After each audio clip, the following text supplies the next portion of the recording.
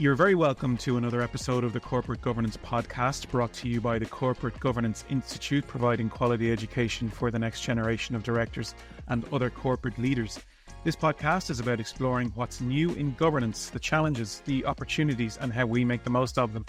I'm your host, Dan Byrne. I'm joined today by John Chrimes, a Programme Director, an NED, and Governance Advisor based in Macclesfield in the United Kingdom. John has over 20 years experience in corporate governance. He's been a consultant, an advisor, a change delivery lead, delivering complex, high-profile programs across different sectors. His professional interests include tackling climate change in the business landscape, as well as diversity, equity and inclusion, or DEI initiatives. And that's exactly what we are going to talk about today. So, John, you're very welcome to the podcast. It's great to have you with us. Thank you. So we're going to start the way we always do, because governance is such a huge field with many different backgrounds. And let's start by getting to know a little bit more about you. So could you briefly tell us about your governance career and what drives your interest in it? Hi, Dad. Yes, my name is John Chrimes. For the past 20 years plus, I've run my own business providing consultancy and change delivery services, primarily to companies in the financial services and retail sectors. And in particular, in relation to regulatory compliance, legislation, and, as you mentioned, corporate governance. So clearly there's a natural overlap between my career and the work being done at the CGI. I've been a member of CGI for the last year or so, benefited from the webinars, the workshops, the networking events, etc. on corporate governance, but also other related areas such as ESG and DE&I, which are, as you rightly mentioned, two areas of the current work agenda, which I'm very passionate about. My interest in D&I has increased steadily over the past few years. In my career, I do work with many different companies, and as you gain more and more experience, you see lots of examples of how companies manage diversity, be it explicitly or implicitly. You see the good and the bad, and ultimately how it can impact on performance. And for me personally, it needs to be a core component of any firm strategy. And I guess finally, I've got 3 daughters. And so obviously I feel passionately that as they start their own careers from a gender perspective, they can do so on a level playing field. And how have you seen, when it comes to DEI and your 20 years of experience, how have you seen its importance change? I would imagine gone up, but how strong has that increase been? Yeah, I think it definitely has increased. I mean, D&I has been around for many years. I think its prevalence has gone up, particularly after a number of events such as the murder of George Floyd and the kind of Black Lives Matter and the Me Too initiatives that followed. But companies have been looking at D&I and grappling with the challenges that it poses for many years. I personally have seen an increase in the uptake in companies in terms of how they're viewing it and the importance that they place on it in terms of business performance. But importantly, it's just the right thing to do. So yes, I've definitely seen an increase over the last few years in terms of how companies are viewing it. We're talking from a corporate governance perspective and how boards approach DEI as a topic. And for boards, especially, one of the key challenges is integrating DEI into corporate strategy. That's the main goal at the corporate governance level. So in your opinion, what do you think the most important points are for directors to remember about combining DEI with the standard corporate strategy? It's a great question. And for me, there are many points, and each company will have their own challenges and opportunities and experiences to lean on, and it will depend in part where on the DEI journey they are at. But I'll call out 2 points that are probably more common and are common to all companies. So the first point relates to how fundamental DE&I is to a firm's strategy. So in my experience, I've worked with some firms who appear to be paying no more than lip service to DE&I. It's big news right now. It's an opportunity for good PR. It's a great story to tell, but it never becomes an integral part of what they represent and what they do as a firm. And I've seen as well that as soon as these firms hit tough times, it's likely to be one of the first things to get cut, versus those companies that truly embed D&I into their corporate strategy. It becomes part of the essence of who they are. and the way that they operate. The research for D&I within organizations is compelling. For example, the management consultancy McKinsey, I think back in 2019, a study that they undertook showed that companies in the top 25% for gender diversity within their exec teams were on average more profitable than those in the fourth quartile, in the bottom quartile. And the same study actually showed that companies in the top quartile for ethnic and cultural diversity were on average 36% more profitable than those in the bottom quartile. So there's lots of research out there away from profitability. There's also research that demonstrates positive causal links between diversity, equity, and inclusion, and measures such as innovation, effective decision-making, customer insight, the ability to attract and retain talent. So the research is quite compelling. If companies do this well and really buy into the concept and the benefits of D&I, there is a correlation with business performance, but it's not about business performance. Quite simply, it's the right thing to do. But for companies behind the curve on D&I, it takes time, it takes effort, it takes investment, and requires both top-down and bottom-up accountability to make a tangible and lasting difference. So that's my first point, which is around how companies really embed DE&I into their corporate strategy. My second point is closely linked to that, and it's that of metrics. So the old business saying of what gets measured gets done is probably right in this case. Firms need to think very carefully about how they measure their progress and their success relating to D&I, and it's not always as easy as it might sound. There's a story from my own experience. Some years ago, I worked with a firm who proudly and quite rightly reported that nearly 50% of their workforce was of minority ethnic background. I, at the time, worked at the head office, and what I experienced on the ground there didn't correlate to those numbers. And in fact, the majority of those colleagues worked either in the warehouse or the contact center. So typically lower paid roles and recruited from the local communities. And I'm sure that when these colleagues looked upwards into their organization, they did not see themselves represented. So a very positive diversity metric was actually hiding a more troubled story around inclusion. Diversity is clearly very, very important, but from my experience, companies need to ensure that all colleagues need to feel that they have a place and that they have a voice.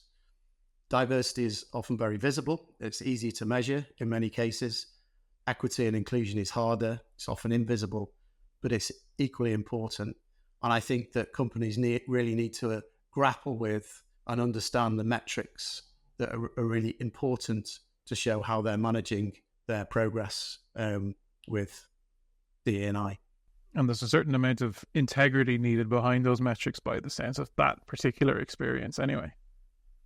Absolutely. The metrics need to stand up. They need to tell an honest story.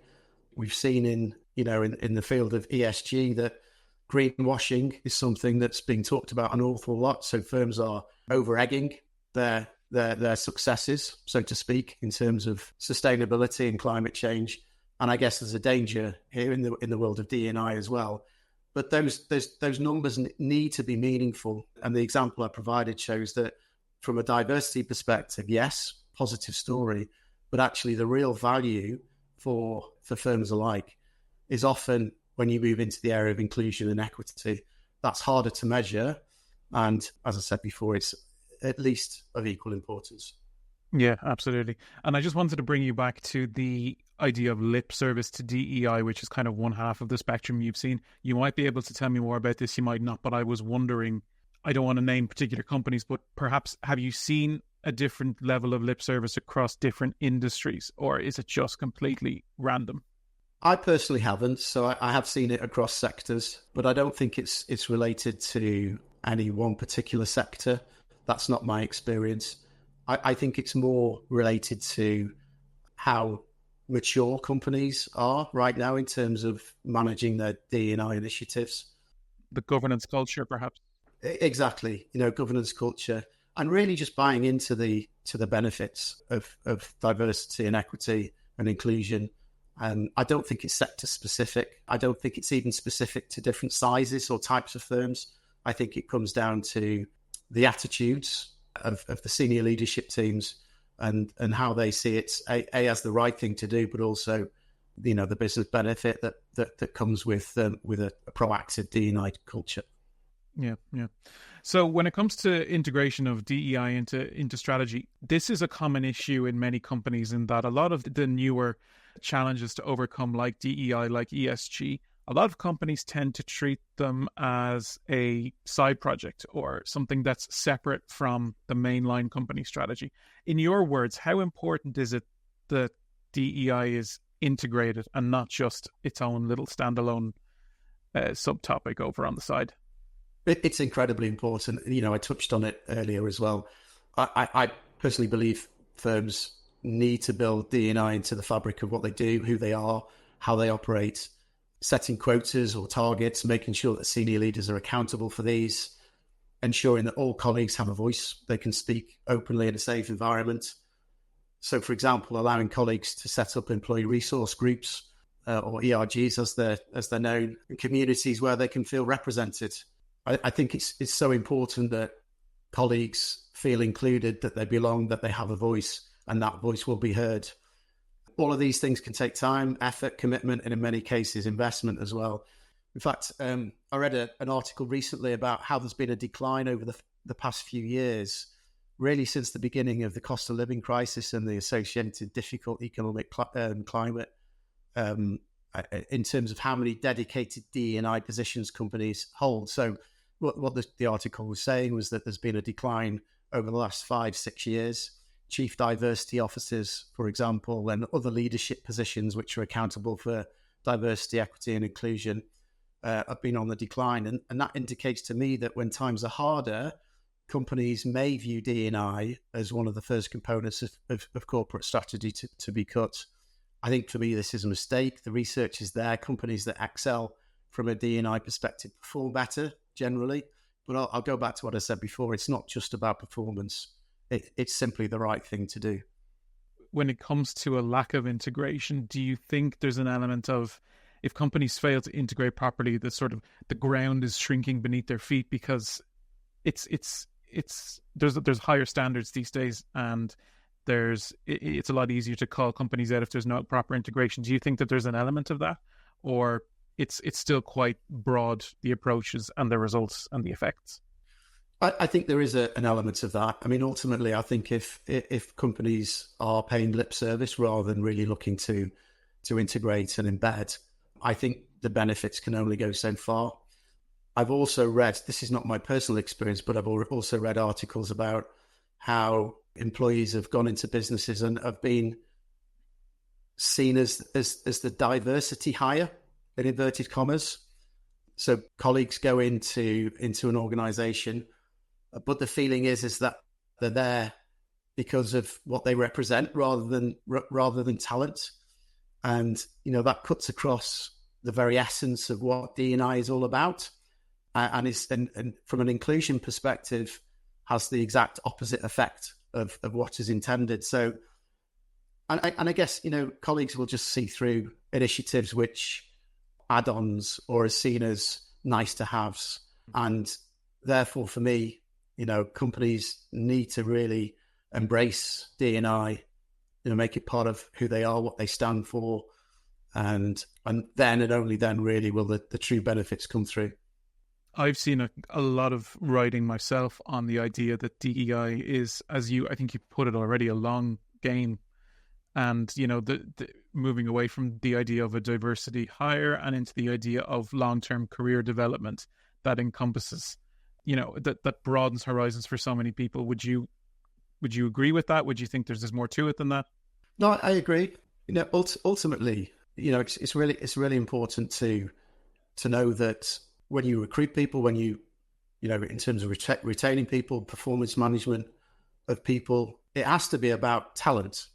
And I think what a lot of companies have started to do is that, they're ticking boxes. So people are being recruited purely from a D&I perspective. We have to not forget that any form of discrimination, including positive discrimination, falls outside of UK employment law. And I think that, the important thing to remember is that what's most important is that people are recruited, they're developed, they're promoted, they're retained based on talent. But what companies need to get better at doing, in my opinion, is reaching out and expanding the talent pool from which they recruit. Again, there's lots of research out there suggesting that companies will tend to recruit based on talent pools which are similar to themselves, similar to the recruiters. So I think it's really important that companies can recognize this and make sure that they're seeking the best candidates from the widest possible pool of talent out there. So turning then to the split between companies that are very much just paying lip service to DEI and the companies that are fully embracing it. So I'm going to go to the lip service companies first, as we put it. And I'm just wondering, can you summarize the reasons why these companies just clearly have no interest in it? Is like what motivates the desire to just put it aside? Do you have any ideas about that? It could be one of many different reasons, to be honest with you. But ultimately, I think it's probably down to ignorance, and D&I is talked about a lot at the moment. It's in the press. It's a big topic, and some companies will want to jump on the bandwagon, but actually not really believe that it's the right thing to do, or truly understand the benefits associated with it. So I think those kind of companies are really missing a trick. So many companies are starting to report on D&I metrics, but actually it's quite superficial, and those kind of companies are never really going to see the true benefits and really understand how those benefits can positively impact on the organizational culture. So, and as you mentioned already, DEI is a huge matter of debate. It's a matter of debate all over the world, particularly in places like, the UK, the United States, and it has very vocal proponents and opponents, and then a lot of discussion about how to implement it if it's something that companies want to pursue. So, could you just explain a little bit more about that debate and where each of the sides are coming from? Yeah, you're right. There has been a lot more negative press recently about has D&I gone too far. So for me, it's hard to construct an argument against D&I. But the topic of conversation has started to shift around, has it gone too far? So it's been talked about for many years. As I mentioned earlier, it's come even more to prominence after the murder of George Floyd in 2020, the Black Lives Matter and the Me Too movements. But recently there's been a number of events and actually prominent people who have come out and asked, has it gone too far? So last year, I think it was, the US Supreme Court ruled in a landmark decision that race can no longer be considered as a factor in university admissions, for example. That's high profile. And prominent figures, including Elon Musk, have come out and stated that D&I has gone too far. Targets and quotas around gender and race, etc., are driving recruitment decisions over and above that of the quality of talent. I've also mentioned that, I've read articles about people being labelled as the diversity hire. I think this is incredibly sad. It's a missed opportunity, but in effect recruited to achieve quotas and targets at the expense of building talent, potentially leading to feelings of exclusion, the exact opposite of the intended outcome.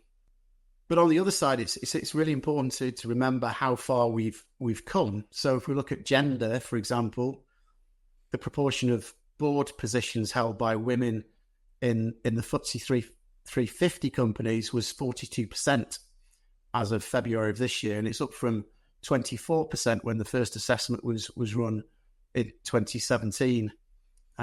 There's a number of companies, including Next, Marks and Spencers, and Burberry, and a few others that are leading the way with greater than 50% female representation on their boards. Mm. So we've come a long way. But on the other hand, as it stands today, I understand only 1 in 10 of UK FTSE 100 companies has a female CEO, so 10%, which for me is a shocking statistic. And even worse, I understand that none of those women are women of colour. So I guess my hope is that, the D&I conversation can remain balanced and sensible. I think many companies have got a long way to go. The recent news stories around D&I going too far need to be balanced with the moral arguments about equality and equity and inclusion. But ultimately, firms need to prioritise talent in their recruitment and retention. Companies need to put the best people into roles regardless of their background. But at the same time, acknowledge that talent can be sourced from all walks of life, regardless of background, gender, abilities, different types of ways of thinking, etc. And I think, companies need to really challenge themselves, whether they're restricting their talent pools to represent the people who are doing the recruitment, be it consciously or unconsciously. That's only going to contribute to a homogenous workforce and the dangers of groupthink, which can only be detrimental to the performance of firms. The numbers that you like, I think it's a good example of FTSE. A lot of positive diversity figures in the UK, but at the same time, if you drill it down, yes, there's not a lot of female CEOs, none of them people of colour.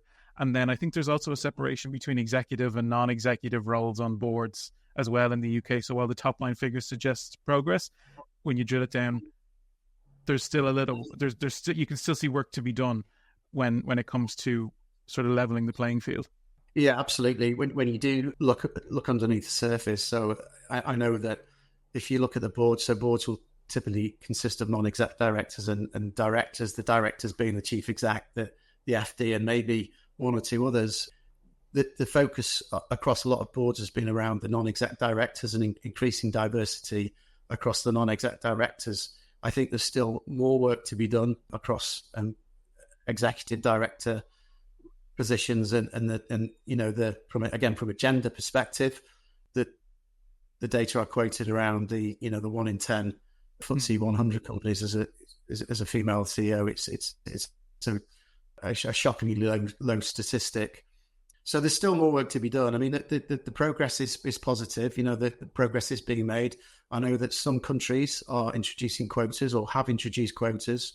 The UK hasn't yet, but it does have guidelines, particularly in certain sectors, around how many female and people from other minority groups they expect to see at executive and senior management levels. I think particularly the financial services sector has been quite progressive in this regard, but there's still work to do. There's still a long way to go to really get to a point whereby the companies are representative of the communities that their customers are taken from, and that are representative of the communities that their colleagues are taken from. So more work to do. Mm-hmm. I was wondering if you had any opinion on politics and what role that plays, especially through regulators. And I ask this because we're in a huge year for elections worldwide. We've already seen them in France, in the EU as a whole, in the UK. We're about to see one in the US. Do you think that politics through regulators plays a major role in advancement or curtailing of DEI measures? More people represented in political parties from minority groups, I think, is a very good thing. It shows the way. I also think that governments and regulators can do more in terms of setting either targets or actual quotas, because I think that one of the problems with D&I is it can take time. I'll go back to the comments I made around talent. You have to put the best people into the positions based on their skills and their experience, their background, and therefore it can take time to move from data whereby you're behind the curve from a D&I perspective, but quotas and targets set from above by regulators or governments can accelerate that. And so potentially, I do think it's a good thing. I think there's potential downsides as well, but overall, it's important to take a balanced view.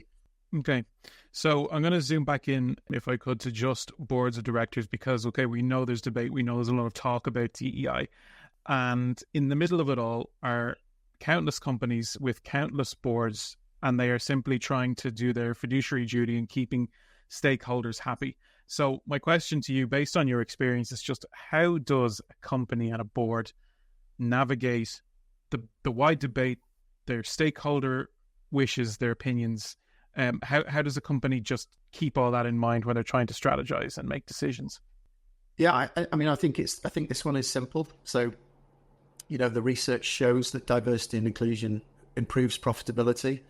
Here's another couple of stats for you from McKinsey's 2015 Why Diversity Matters research. So for UK companies assessed, every 10% increase in gender diversity, their earnings before interest and taxes, so EBIT, rose by 3.5%. And there were similar increases, albeit slightly lower for racial and ethnic diversity. So performance, be it profitability or some of the other performance metrics that we talked about earlier, increases in those metrics are going to keep your stakeholders happy.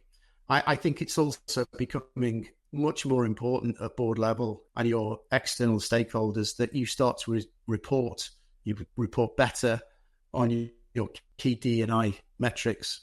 So it's incredibly important. Diversity inclusion is not something that should be deprioritized or cut when times get tough. Senior leaders, in my opinion, should be acknowledging the potential benefits in terms of profitability, innovation, customer insight, recruitment, retention, etc., and building D&I into their corporate cultures and strategies and ways of working.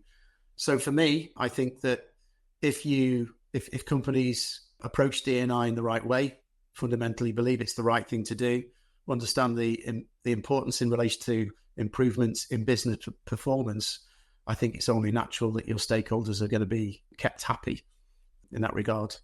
And to any directors who might feel, based on your comment about reporting, to any directors who might feel overwhelmed already with the volume of reporting they have to do and the volume of reporting that new laws are going to mandate for them, do you think that this kind of DEI reporting can become a simple but succinct task for directors to oversee? I believe so. I think it can be. There are more requirements coming forward all the time.